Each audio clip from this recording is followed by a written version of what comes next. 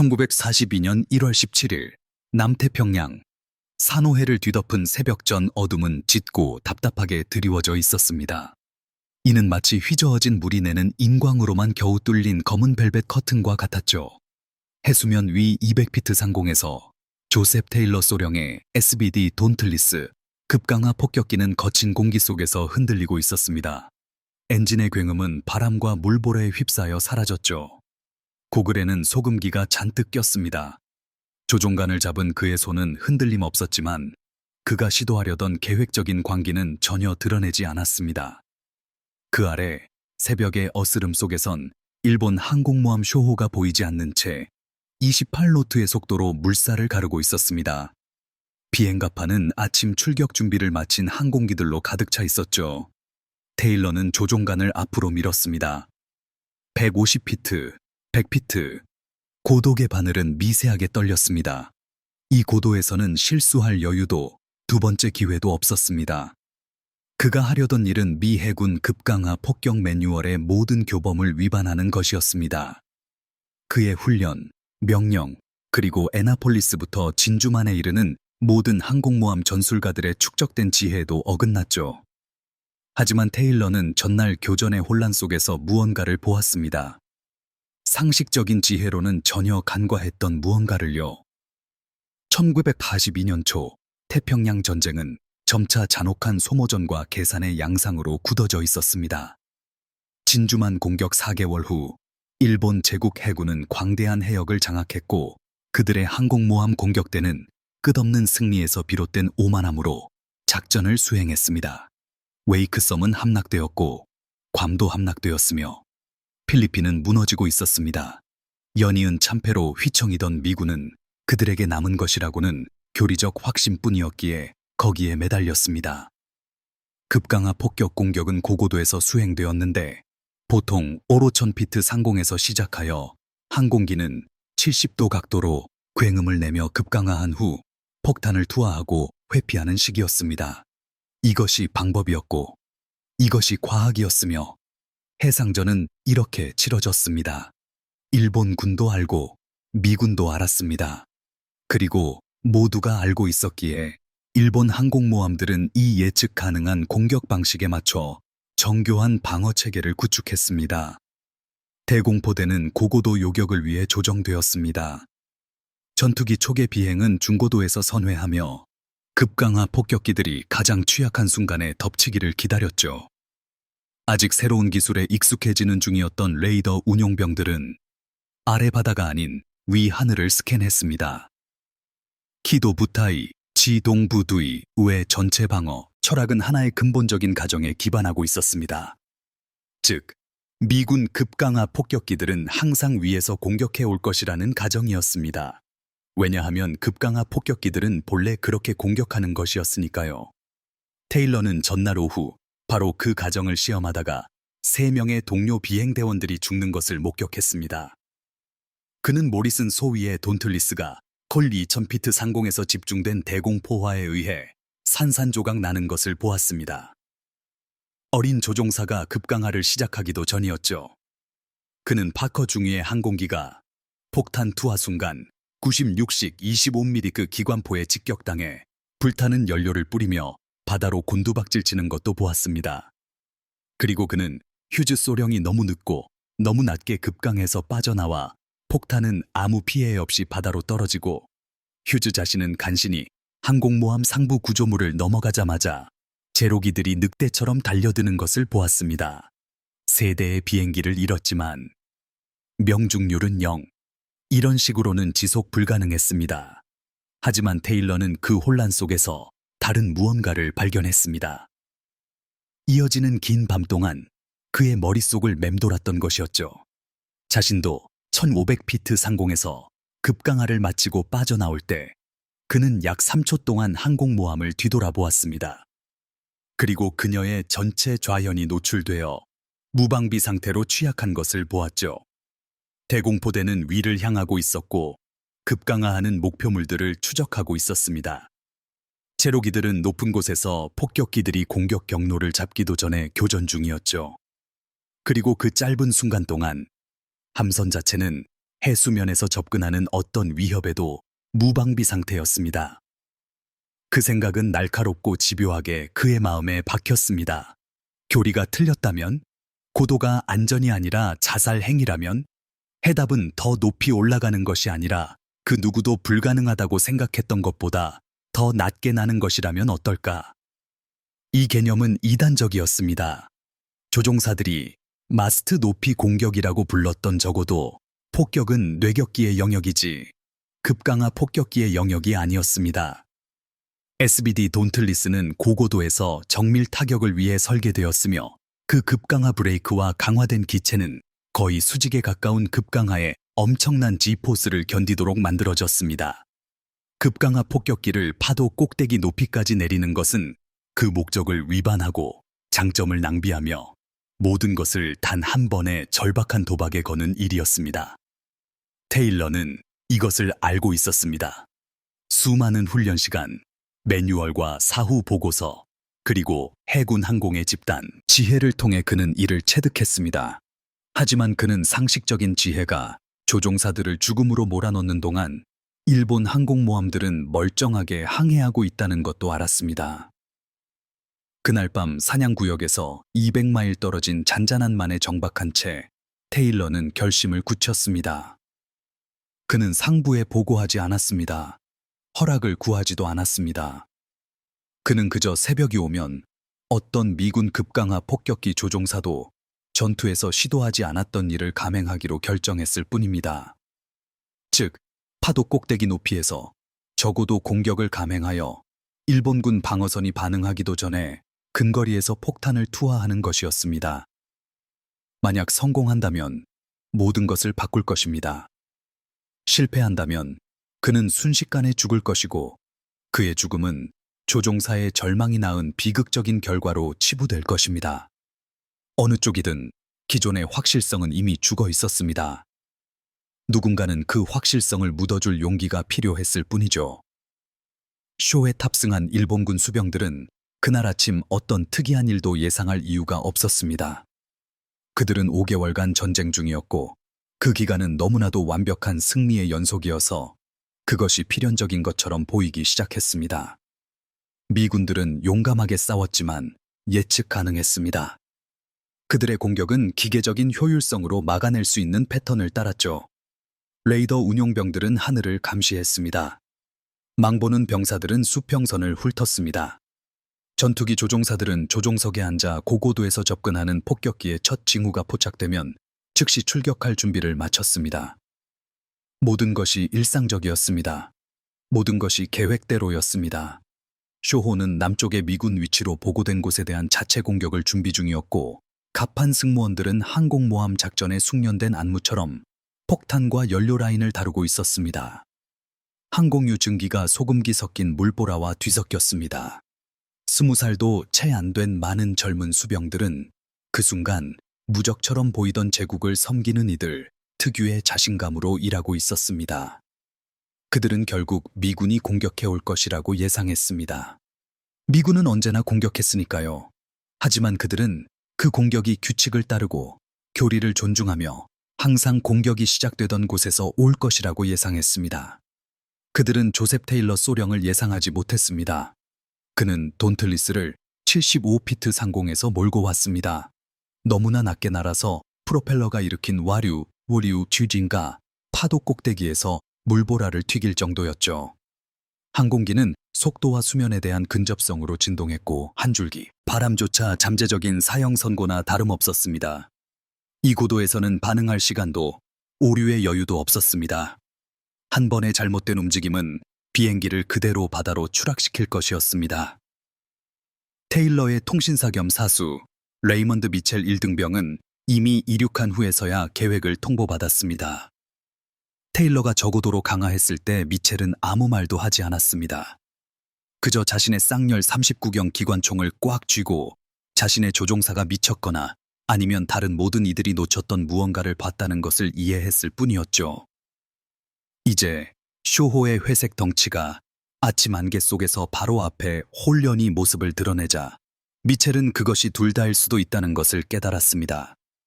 항공모함은 조종석 유리창 너머로 믿을 수 없을 만큼 거대하게 다가왔고 멀리 있던 형체가 순식간에 강철 산맥으로 변했습니다. 테일러는 비행 경로를 유지했고 그의 엄지손가락은 폭탄 투하 버튼 위에서 머물러 있었습니다. 쇼호의 대공포대는 침묵했습니다. 레이더는 그들을 탐지하지 못했습니다. 하늘을 스캔하도록 훈련받은 망보는 병사들은 아무것도 없어야 할 파도 꼭대기를 내려다볼 생각조차 하지 못했습니다. 완벽하고도 선명한 한순간, 일본 항공모함 함대에서 가장 강력하게 방어되던 전함은 때로는 생존이 배운 모든 것을 버리는 것을 의미한다고 결정한 한 조종사가 조종하는 단 한 대의 구식 미군 급강하 폭격기에 완전히 노출되어 있었습니다. 테일러는 300야드 거리에서 1000파운드 폭탄을 투하했습니다.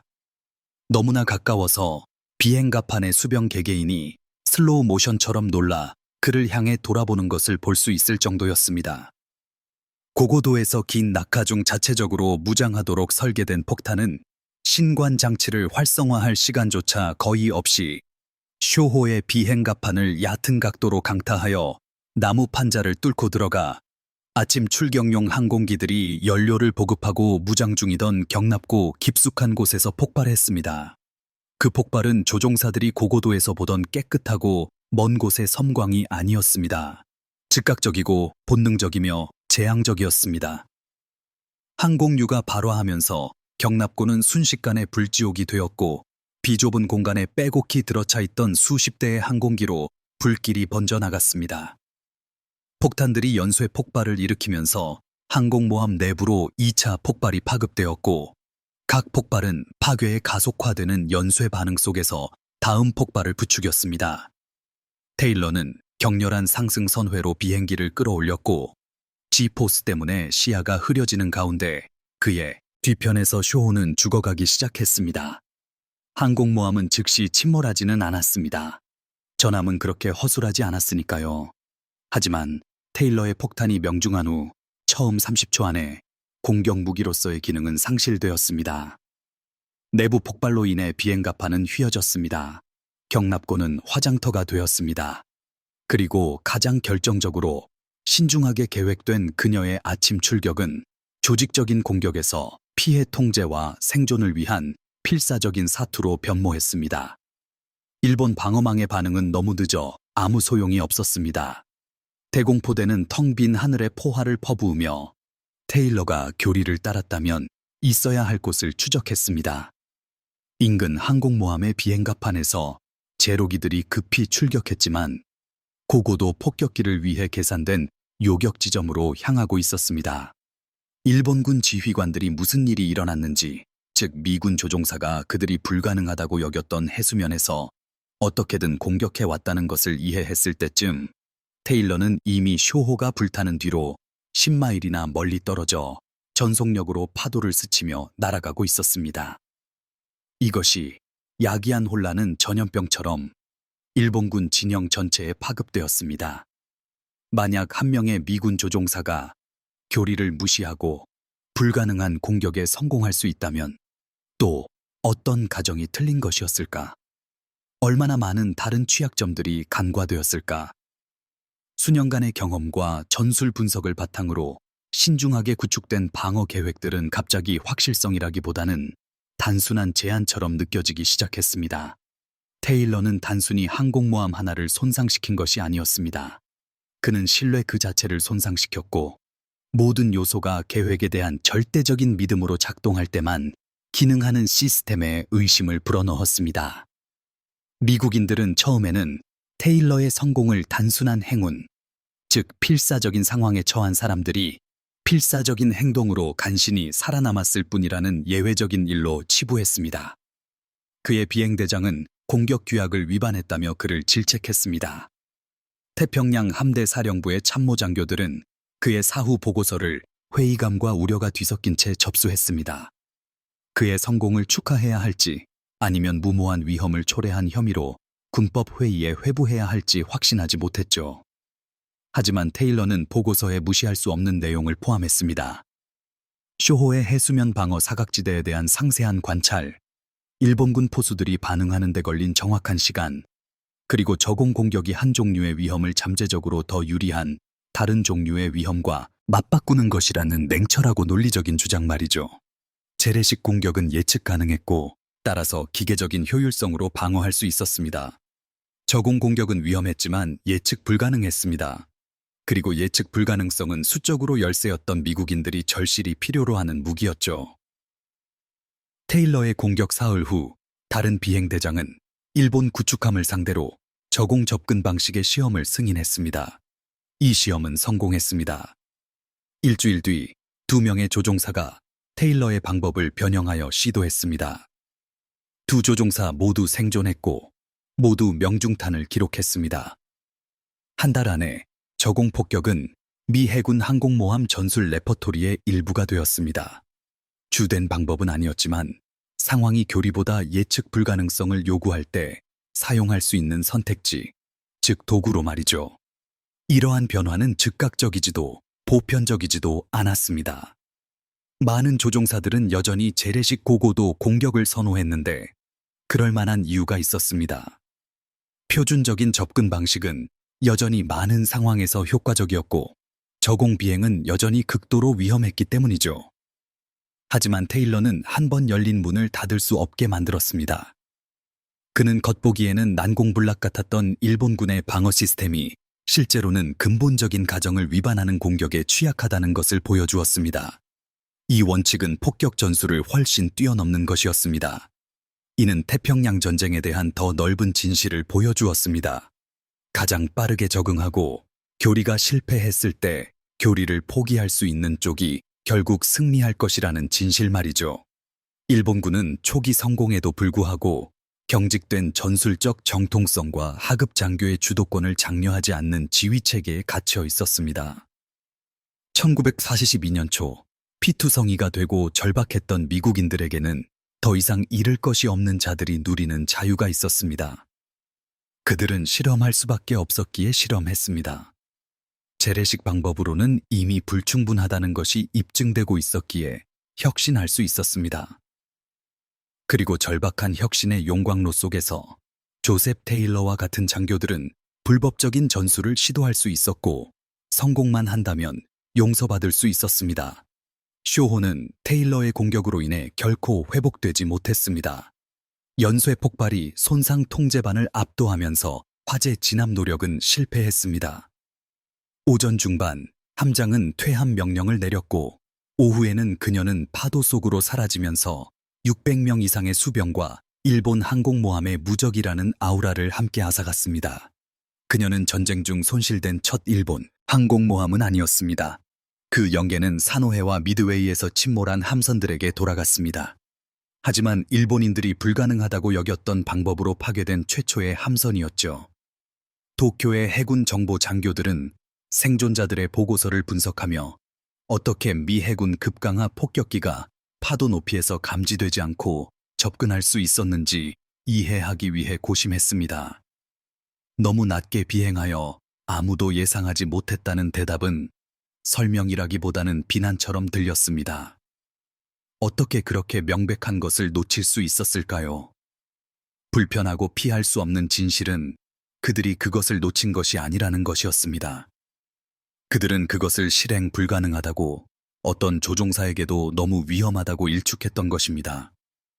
그들은 미국 조종사들이 전술적 성공보다 자신의 생명을 더 소중히 여길 것이라고 가정했습니다. 조셉 테일러는 그 가정이 틀렸음을 증명했고 그렇게 함으로써 일본군 방어 사고의 치명적인 취약점을 드러냈습니다. 그들은 합리적인 적이 합리적인 공격을 실행할 것이라고 계획했지만 테일러는 둘 다 아니었기 때문이죠. 테일러 공격의 상징적인 무게는 즉각적인 전술적 영향력을 넘어섰습니다. 1942년과 1943년 내내 태평양 전쟁이 섬과 환초를 놓고 벌이는 끔찍한 계산 속에서 그 단 하나의 철천 파운드 폭탄은 물리적인 파괴력 이상의 것을 상징하게 되었습니다. 그것은 권위가 부적절하다고 입증되었을 때 권위의 의문을 제기하려는 의지를 상징했습니다. 그것은 민주주의가 가진 모든 비효율성에도 불구하고 개인의 주도권에 부여하는 실패의 자유를 상징했습니다. 일본 제국 해군의 경직된 계층 구조에서는 공격 교리를 위반하고 실패한 하급 장교는 군법 회의에 회부되거나 그보다 더 심한 처벌을 받았을 것입니다. 하지만 더 유연한 미국 시스템 안에서 작전했던 테일러는 성공했기에 그의 이단 행위를 용서받았고, 그 용서는 태평양 함대의 모든 다른 조종사들에게 메시지를 보냈습니다. 더 나은 방법을 발견하면 시도하라. 우리는 복종보다 해답을 더 필요로 한다는 메시지였죠. 이러한 문화적 차이는 전쟁이 진행될수록 더욱 두드러졌습니다. 일본군의 전술은 경직된 반면 미군의 전술은 진화했습니다. 이는 미국인들이 본질적으로 더 창의적이어서가 아니라 그들의 시스템이 창의적인 실패를 일부가 성공으로 이어질 만큼 충분히 용인했기 때문입니다. 테일러 자신은 자신의 공격에 대해 결코 영광을 추구하지 않았습니다. 전쟁 수십 년 후에 진행된 후일 인터뷰에서 그는 자신의 역할을 축소했고, 단지 운이 좋았을 뿐이며 자신의 위치에 있던 어떤 조종사라도 똑같이 했을 것이라고 주장했습니다. 이는 명백히 거짓이었습니다. 다른 어떤 조종사도 똑같이 하지 않았고, 바로 그것이 그의 공격이 성공한 이유였기 때문이죠. 하지만 테일러의 겸손함 그 자체가 많은 것을 드러냈습니다. 그는 그저 어려운 상황에서 자신의 임무를 수행했을 뿐이라고 진심으로 믿었습니다. 그가 근본적인 교리를 위반하고 군법 회의의 위험을 감수했으며 잠재적으로 항공모함 전쟁의 흐름을 바꿨다는 생각은 그에게는 대수롭지 않게 느껴졌습니다.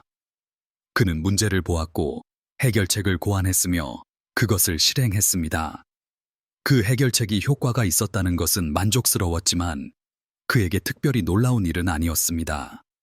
실용적이고 즉흥적이며 절차보다는 결과에 집중하는 이러한 사고방식은 미국 군사 문화에 결정적인 영향을 미치는 방식으로 스며들었습니다.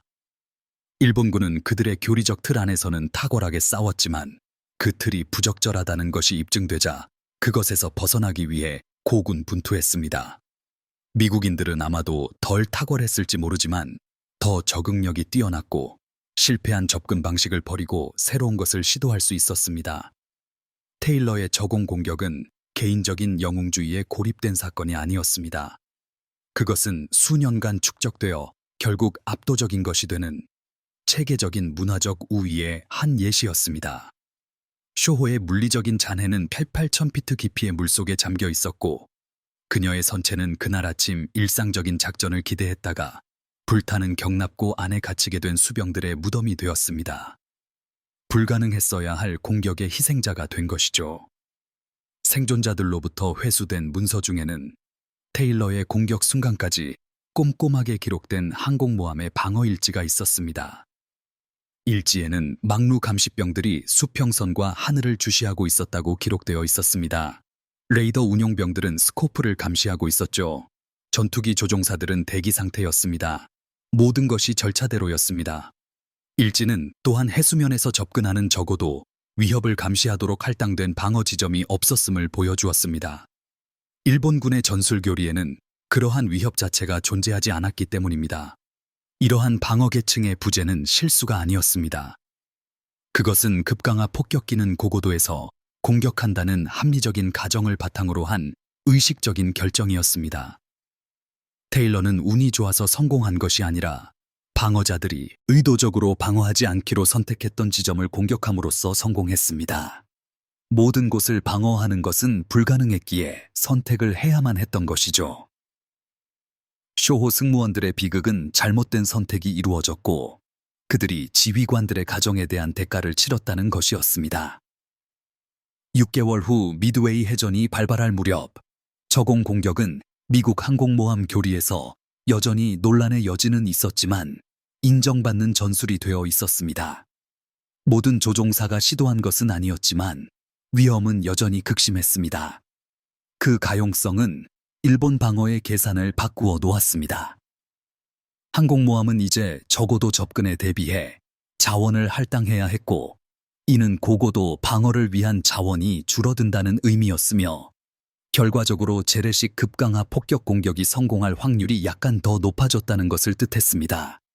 테일러의 단 한 번의 공격은 일본군이 방어를 더욱 얇게 펼치고 여러 고도에서의 위협에 동시에 대비하도록 강요했습니다. 이러한 방어 역량의 분산은 미묘했고 사후 보고서에서 수량화하기 어려웠지만 그것은 실제 하는 것이었습니다.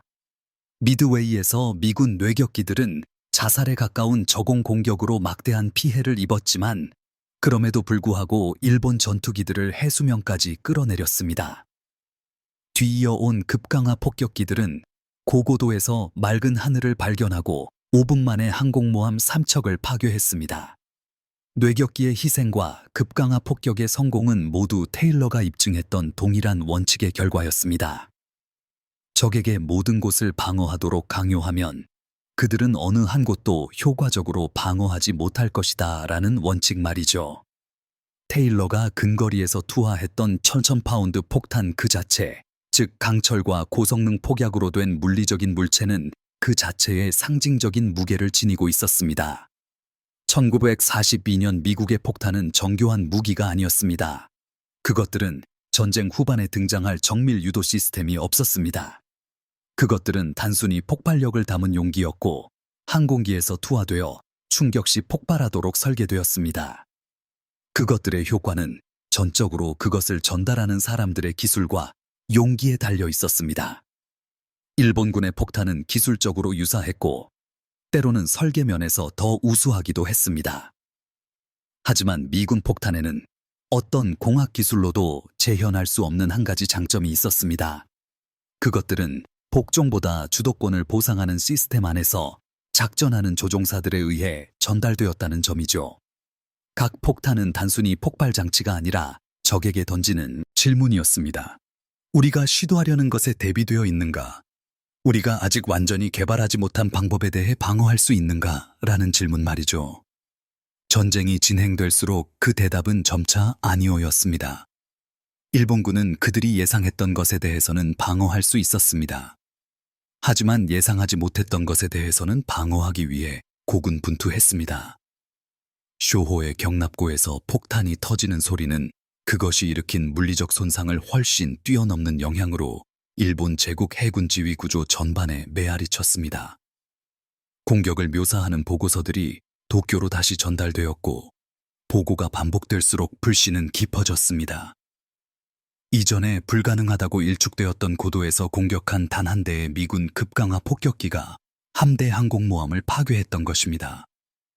한 번 일어날 수 있다면 다시 일어날 수도 있었습니다. 만약 한 명의 미국 조종사가 그러한 공격을 구상하고 실행할 수 있다면 다른 조종사들도 할 수 있을 것이었습니다. 수개월간의 승리로 구축되었던 일본군 방어 우위의 안락한 확신은 금이 가기 시작했습니다. 군사적 효율성에 무형적이지만 필수적인 요소인 자신감은 펑크난 타이어에서 바람이 빠지듯 서서히 사라져갔습니다. 일본 수병들이 비겁해지거나 일본 지휘관들이 무능해진 것이 아니었습니다. 그들은 의심하고 재고하고 내일이나 다음 주에는 또 어떤 불가능한 공격이 시도될지 궁금해하기 시작했습니다. 이러한 부식성 있는 불확실성이야말로 단일 항공모함의 파괴보다 더 의미 있는 테일러의 진정한 업적이었습니다.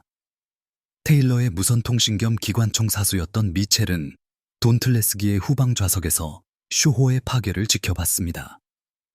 항공모함의 비행 갑판이 휘어지고 엘리베이터 통로에서 화염이 솟아오르는 것을 보았습니다. 그 직후 테일러가 최대 속도로 상승하면서 멀어질 때 미첼은 승리감 대신 일종의 멍한 불신감을 느꼈습니다. 그들은 살아남았습니다. 모든 합리적인 예상을 뒤엎고 그들은 생존했습니다. 성공적인 저공 공격의 성공 확률은 압도적으로 낮았습니다. 일본군 포수들이 그들을 전멸시킬 수도 있었고 폭탄이 불발될 수도 있었으며 최종 접근 시 비행기가 파도에 부딪힐 수도 있었습니다. 수많은 실패 중 단 하나라도 일어났다면 그들은 즉시 사망했을 것입니다. 하지만 그들은 살아남았고 비행기는 온전했으며 그들 뒤에는 일본 항공모함이 죽어가고 있었습니다. 미첼은 나중에 그 경험을 초현실적이라고 묘사했습니다. 마치 그 중요한 몇 초 동안 현실 밖으로 나섰다가 돌아오니 세상이 근본적으로 변해 있었다는 듯이 말이죠. 해군 정보국을 위해 기록된 그의 증언은 테일러의 보고서의 모든 세부 사항을 확증했지만 공식 문서에서는 흔히 부족했던 인간적인 면모를 더했습니다. 그는 타는 항공모함 연료 냄새가 소금물과 섞이는 것, 일본 해군들이 비행 갑판에서 바다로 뛰어드는 모습, 그리고 그들이 파도 높이로 급히 멀어질 때 아침 햇살이 프로펠러에서 튀는 물보라를 비추는 모습을 묘사했습니다. 이러한 생생하고 즉각적인 세부 사항들은 전술 분석으로는 포착할 수 없는 방식으로 공격을 현실로 만들었습니다. 저공 폭격 전술의 발전은 1942년과 1943년 내내 계속되었고, 테일러의 초기 돌파구를 바탕으로 후속 조종사들에 의해 더욱 정교해졌습니다. 최적의 폭탄 투하 고도가 계산되었습니다. 접근 각도가 시험되었습니다. 테일러가 처음 활용했던 방어적 혼란을 극대화하기 위해 뇌격기와 전투기와의 협력이 개발되었습니다. 1944년까지 한 조종사의 절박한 즉흥적인 행동으로 시작되었던 것이 표준적인 미국 항공모함 교리의 일부가 되었고, 새로운 조종사들에게는 금지된 도박이 아닌 확립된 기술로 가르쳐졌습니다. 이러한 변혁은 2년도 채 안 되는 기간에 2단에서 정통으로 바뀌는 것이었고, 미국 군사 문화가 얼마나 빠르게 적응할 수 있는지를 보여주었습니다. 반대로 일본군은 같은 기간 동안 기존 방식을 개선하고 더 잘 작동할 수 있는 것을 실험하기보다는 이미 효과가 입증된 것을 다듬는 데 시간을 보냈습니다. 그 결과는 미국의 압도적인 물적 우위를 보완하는 전술적 비대칭성의 증가였습니다.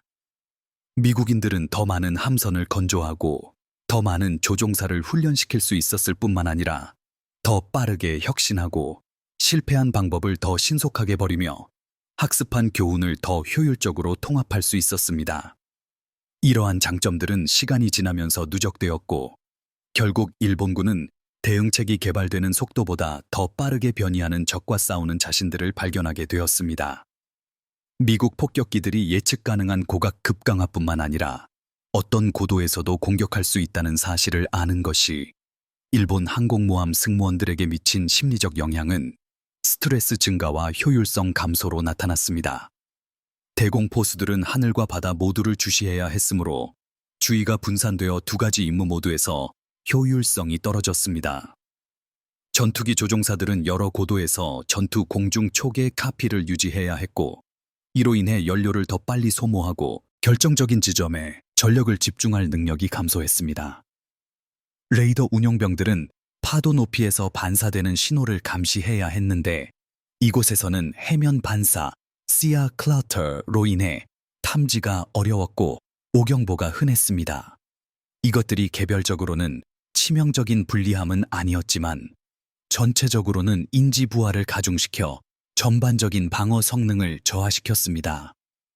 일본 항공모함들은 전쟁 내내 강력한 적수로 남아 있었지만 진주만 이후 첫 몇 달 동안의 겉보기에 수월했던 우위를 다시는 달성하지 못했습니다. 그들이 잃은 것 중 하나는 예측 가능성이라는 심리적 안락함이었고, 그것을 잃은 이유는 조셉 테일러가 예측 가능성을 미덕이 아닌 약점으로 판단했기 때문입니다. 테일러의 공격이 가진 철학적 함의는 미국 민주주의와 일본 군국주의 사이의 광범위한 이념적 갈등으로까지 확장되었습니다. 일본의 체제는 위계적이고 경직되어 확립된 계획의 탁월한 실행을 이끌어냈지만, 그 계획이 실패했을 때는 즉흥적인 대처에 어려움을 겪었습니다. 미국 체제는 혼란스럽고 비효율적이며 확립된 계획의 실행은 평범했지만 상황이 요구할 때 즉흥적인 대처에 뛰어났습니다. 어떤 체제도 본질적으로 우월한 것은 아니었습니다. 각자 상대방이 갖지 못한 강점을 가지고 있었죠. 하지만 태평양 전쟁의 맥락에서 미국의 물질적 풍요는 전술적 비효율성을 보완할 수 있었지만, 일본의 전술적 우수성은 물자 부족을 극복할 수 없었기에 적응력에서의 미국의 이점이 결정적이었습니다. 테일러는 예외적으로 용감하거나 숙련되어서가 아니라 비록 그 둘 모두를 갖추었지만, 하급 장교들이 교리에 의문을 제기하고 그들의 질문이 성공으로 이어졌을 때 보상하는 체제에서 활동했기 때문에 이러한 이점을 구현했습니다. 동등한 기술과 용기를 가진 일본 조종사라면 황군 해군의 더 경직된 구조 내에서는 테일러의 공격을 시도하지 않았을 가능성이 높습니다. 실패의 위험과 그로 인한 불명예가 너무 컸을 것이기 때문이죠. 항공기의 사양이나 함선의 톤수에서는 보이지 않던 이러한 문화적 차이가 산업 생산 능력이나 수적 우위만큼이나 확실하게 전쟁의 결과를 결정하는 데 기여했습니다. 전쟁이 끝나고 수년 후 항공모함 작전을 연구하는 한 역사학자에게 보낸 편지에서 테일러는 자신의 공격에 대해 자부심과 비애가 뒤섞인 감정으로 회고했습니다. 그는 자신이 이룬 성과에 자부심을 느꼈고 승무원들이 생존한 것에 자부심을 느꼈으며 자신의 방법이 궁극적인 승리에 기여한 것에 자부심을 느꼈습니다. 그러나 그는 그 덱에 대해 비애를 느꼈습니다. 쇼호의 경납고에서 죽어간 일본 해군들, 즉 그가 자신의 양심을 따르고 자신의 의무를 다했듯이 명령을 따르고 자신의 의무를 다하고 있던 젊은이들에 대한 것이었습니다. 전쟁은 선량한 사람들을 살인자로 변모시켰고 그것을 필요성이라고 불렀습니다. 테일러는 그 필요성을 받아들였고 수십 년 동안 그것을 짊어지고 살았지만 받아들인다고 해서 편안했던 것은 아니었습니다. 그의 편지는 자신의 행동에 대한 도덕적 복잡성을 여전히 씨름하고 다른 방법은 없었을지 여전히 의문을 품으며 죽은 자들의 무게를 여전히 짊어지고 있는 한 남자를 보여주었습니다. 이러한 정서적 솔직함, 즉 단순화하거나 미화하기를 거부하는 태도는 그 자체로 미국적 특성이었습니다. 일본의 전쟁 기록은 종종 의무와 희생을 강조하여 개인의 죄책감을 집단적 목적으로 승화시켰습니다. 반면 미국의 기록은 승리한 기록에서조차 개인의 도덕적 고뇌를 보존하려 했고 살인이 필요하더라도 결코 쉬운 일이 아니라고 주장하는 경향이 있었습니다. 테일러의 편지는 이러한 차이를 잘 보여줍니다. 해야 할 일을 했고 상황이 요구한다면 다시 할 남자였지만 그 일이 끔찍한 것이 아니었다고 결코 위장하지 않았던 한 남자. 전쟁 후 수십 년 동안 해군 항공 전문가들이 수행한 테일러 공격에 대한 기술적 분석은 그의 즉흥적인 행동이 확립된 교리를 위반했음에도 불구하고 전술적으로 타당했음을 확인했습니다. 저공 접근은 실제로 일본 항공모함 방어의 진정한 사각지대를 활용했으며 근접 폭탄 투하는 치명적인 명중 확률을 극대화했습니다. 이후 수천 번의 반복과 다양한 매개 변수로 실행된 컴퓨터 시뮬레이션은 준비된 항공모함 방어에 대한 저공 공격이 재래식 고고도 급강화보다 낮은 생존율을 보였지만 살아남은 공격기들 사이에서는 더 높은 명중 확률을 가졌음을 일관되게 보여주었습니다. 그 대가는 가혹했습니다. 공격에서 살아남는 조종사는 더 적었지만 살아남은 조종사들은 치명적인 피해를 입힐 가능성이 더 높았습니다.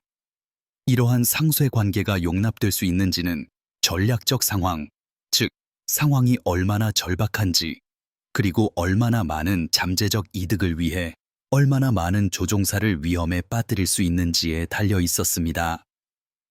1942년 1월 미군이 흔들리고 항공모함이 대체 불가능했던 상황에서는 그 대가가 감수할 만한 가치가 있었습니다.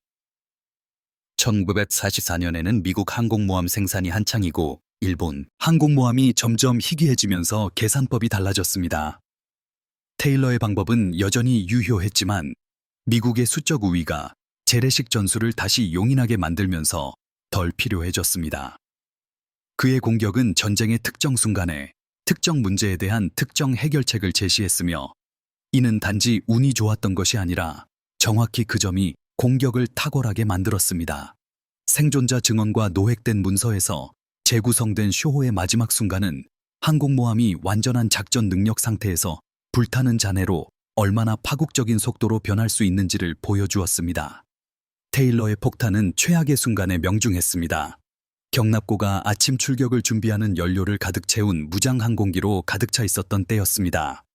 초기 폭발은 항공 연료에 불을 붙였고 이는 인접 항공기로 번져 나갔으며 그 항공기들의 탄약이 연쇄 폭발을 일으켰습니다. 3분 이내에 경납고는 지옥으로 변했습니다. 10분 이내에 영웅적인 손상 통제 노력에도 불구하고 화재는 인접 구호액으로 퍼졌습니다. 30분 이내에 소화 노력으로 인한 침수로 항공모함의 안정성이 저해되면서 함선은 심하게 기울었습니다. 퇴함 명령이 내려졌을 때쯤에는 생존은 이미 계획이 아닌 운의 문제였습니다. 선원들은 불타는 갑판에서 불타는 연료로 뒤덮인 바다로 뛰어내렸습니다. 구조선들이 생존자들을 구할 수 있을 때 구했지만 많은 사람들은 그저 바다로 사라졌고 그들의 죽음은 목격되지도 기록되지도 않았습니다. 쇼호의 상실은 단순히 전술적 패배가 아니라 인간적인 비극이었습니다. 수백 명의 개별적인 죽음, 각각은 결코 들려지지 않을 자신만의 이야기를 가지고 있었습니다. 테일러는 이것을 야기했고 자신이 야기하고 있다는 것을 알았으며 그럼에도 불구하고 전쟁의 논리가 그것을 요구했기 때문에 그렇게 했습니다. 그 지식의 무게는 아무리 전술적으로 정당화된다 해도 완전히 덜어낼 수 없는 것이었습니다. 태평양 전쟁의 더 넓은 흐름 속에서 테일러의 쇼호 공격은 주석에 불과했습니다. 궁극적인 미국의 승리에 점진적으로 기여했지만 그 자체로 결정적이지는 않은 소규모 교전이었습니다. 그러나 주석이 때로는 주요 전투가 가리는 진실을 드러내기도 합니다. 산호해, 미드웨이, 필리핀해와 같은 대규모 항공모함 전투들은 전술적 탁월함만큼이나 산업 생산 능력과 수적 우위에 의해 결정되었습니다. 그 전투들은 미국이 일본이 침몰시키는 것보다 더 빨리 함선을 건조하고 일본이 조종사를 잃는 것보다 더 빨리 조종사를 훈련시킬 수 있었기 때문에 승리했습니다. 테일러의 공격은 뭔가 다른 것을 대표했습니다. 개인의 주도권과 전술적 혁신이 물적 우위보다 더 중요했던 순간, 한 조종사가 교리를 무시하려는 의지가 어떤 산업 생산량으로도 재현할 수 없는 방식으로 결과를 바꾸었던 순간이었습니다. 이런 순간들은 대규모와 병참이 개인의 영웅주의를 압도하는 경향이 있는 현대전에서는 드물었습니다. 그러나 그런 순간들이 없었던 것은 아니었고 그 희귀성 때문에 더욱 소중했습니다. 그것들은 전쟁이 단순히 알고리즘을 실행하는 기계에 의해서가 아니라 인간적인 결정을 내리는 인간에 의해 여전히 치러진다는 것을 관련자 모두에게 상기시켰습니다. 테일러의 공격이 바로 그런 순간이었습니다. 산업 공정이 점점 더 지배하는 갈등 속에서 인간 주체성의 섬광이었으며 그 중요성은 물질적으로 성취한 것보다는 가능성에 대해 보여준 것에 있었습니다. 산호해 상공에서 그 아침의 유사는 수십 년간 군사 항공 교리에 파급 효과를 미쳤습니다. 테일러의 방식, 예측 불가능한 방향에서 공격하고 생존성보다 기습을 우선하며 적의 강점을 정면으로 맞서기보다는 적의 예상 허점을 이용하는 미국의 전술적 사고의 근간이 되었습니다. 이는 베트남전에서 와일드 위줄 조종사들이 방어 진지를 노출시키기 위해 의도적으로 적의 사격을 유도하는 퍼스트 인, 라스트 아웃 개념을 개발했을 때 나타났습니다. 걸프전에서는 스텔스 항공기가 레이더 시스템이 탐지하도록 설계되지 않은 각도에서 공격했습니다.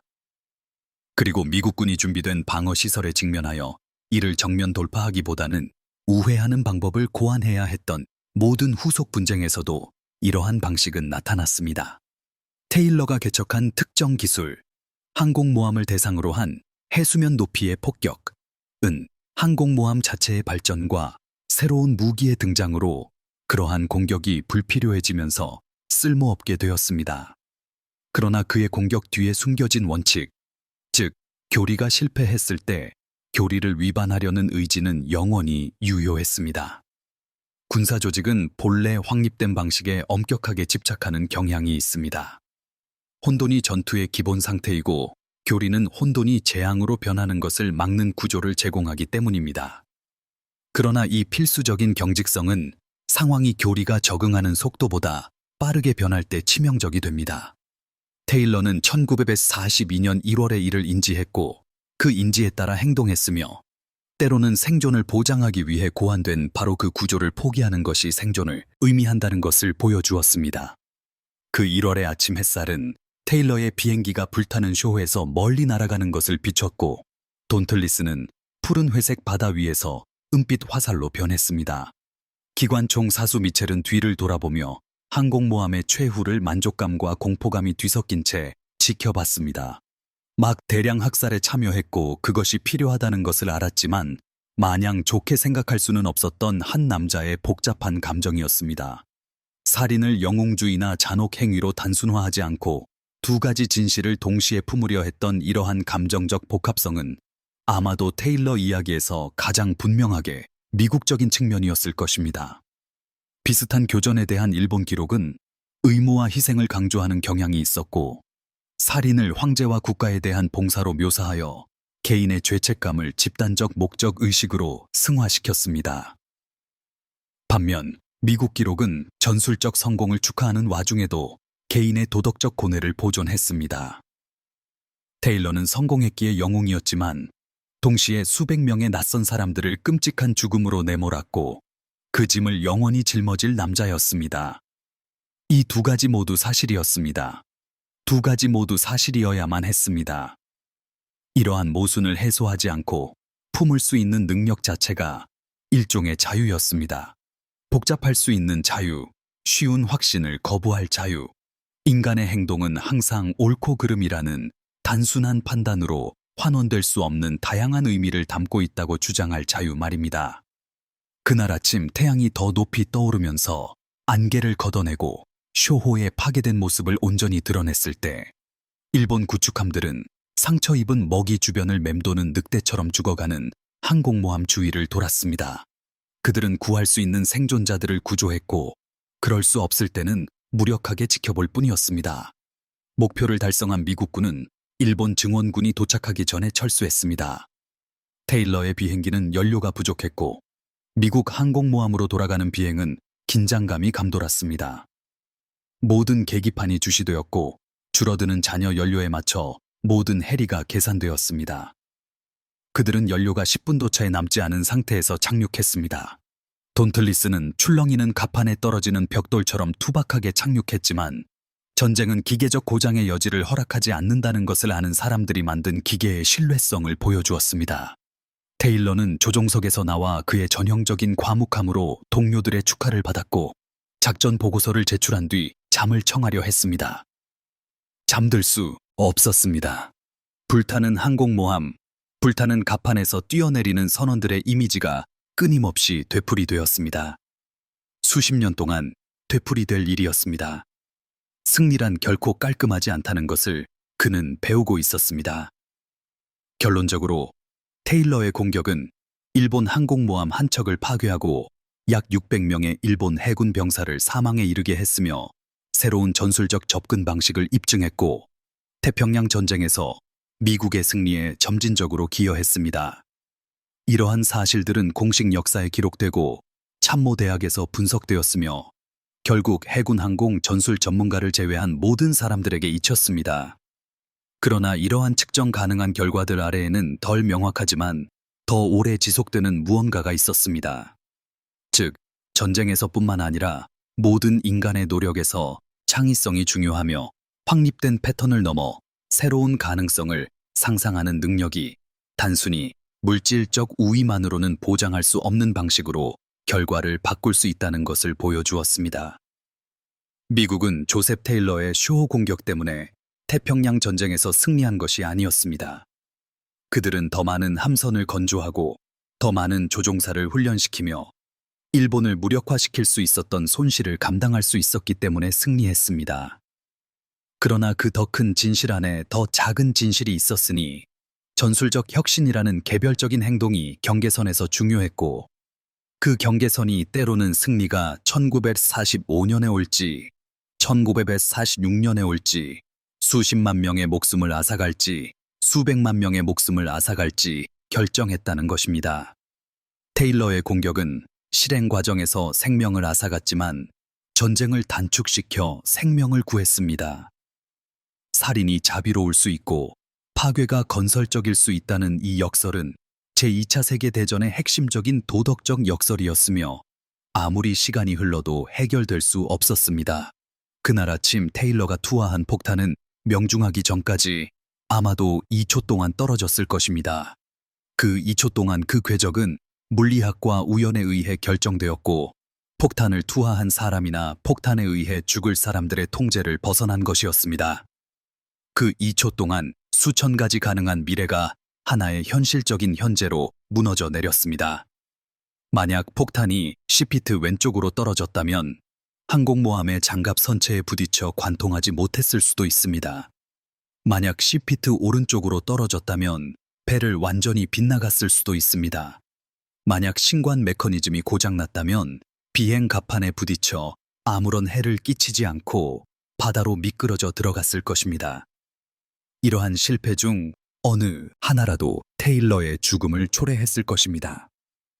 일본 방어부대가 그의 존재를 알아차리고 탈출 중에 그를 격추했을 것이며 그의 공격은 또 다른 실패한 즉흥 전술로 기록되어 확립된 교리가 존재하는 데에는 타당한 이유가 있다는 증거가 되었을 것입니다. 대신 폭탄은 정확히 떨어져 항공모함의 가장 취약한 공간 깊숙이 폭발했고 테일러를 무모한 젊은 장교에서 전술 혁신가로 변화시켰습니다. 운과 기술이 너무나 완벽하게 얽혀 있어서 그 둘을 분리하는 것이 불가능했습니다. 이것 또한 전쟁의 특징이었습니다. 즉, 준비와 우연, 기술과 행운, 용기와 무작위성의 교차점에 의해 결정되는 결과들 말입니다. 테일러는 스스로를 준비했고 기술을 개발했으며 용기를 보여주었습니다. 행운이 나머지를 맡았습니다. 쇼호는 이제 깊은 바닷속에 잠들어 승선했던 이들을 위한 강철관이자 현대 해군이 얼마나 무시무시한 효율성으로 죽이고 죽임을 당할 수 있었는지 보여주는 기념비가 되었습니다. 쇼호의 침수된 구획 어딘가 항공기와 장비의 잔해 속에 쇼호를 침몰시킨 폭탄은 그 흔적을 남겼을 것입니다. 원래는 없어야 할 크레이터, 교리상 불가능하다고 했던 공격의 증거 말입니다. 언젠가 난파선을 탐사할 잠수부들은 그 크레이터를 발견하고 그 뒤에 숨겨진 이야기, 즉 한 사람과 한 폭탄이 역사를 점진적으로 바꿀 정확한 장소에 정확한 순간에 놓이게 한 상황과 결정의 수렴에 대해 궁금해할지도 모릅니다. 그들은 난파선에서 해답을 찾지 못할 것입니다. 단지 놀라운 일이 일어났다는 증거만을 발견할 것입니다. 해답은 강철과 폭발 잔해에 있는 것이 아니라 테일러와 미첼 같은 사람들의 기억 속에 있었습니다. 그 순간들을 살아냈고 그것들을 안고 나아가며 자신들이 무엇을 했고 왜 그것이 중요했는지 이해하려고 노력했던 사람들의 기억 말입니다. 테일러의 공격이 상징하게 된 자유는 단지 민주주의 대 권위주의라는 정치적 자유만을 의미하는 것은 아니었습니다. 비록 그것도 일부였지만 말이죠.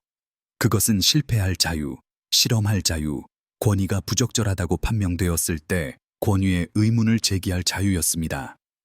전통을 위반했다고 처형당할 위험 없이 새로운 방법을 시도하고 그 결과를 감당하며 살아남을 자유였습니다. 일본 조종사들은 엄청난 기술과 용기를 지녔고 종종 이 두 가지 면에서 미국 조종사들을 능가했습니다. 하지만 그들은 그날 아침 테일러가 행사했던 즉흥적인 자유, 확립된 교리를 보고 그것이 불충분하다고 결정할 자유가 없었습니다. 이러한 결연은 개인적인 것이 아니라 체계적인 것이었으며 주도성보다 복종을 가치 있게 여기고 성공에 보상하기보다 실패를 더 가혹하게 처벌하는 군사문화의 산물이었습니다. 미국 군사문화는 여러 면에서 혼란스럽고 비효율적이었지만 그럼에도 불구하고 젊은 장교들에게 위험을 감수할 자유를 부여했고 그러한 자유는 전통보다 적응이 더 중요했던 전쟁에서 결정적인 역할을 했습니다.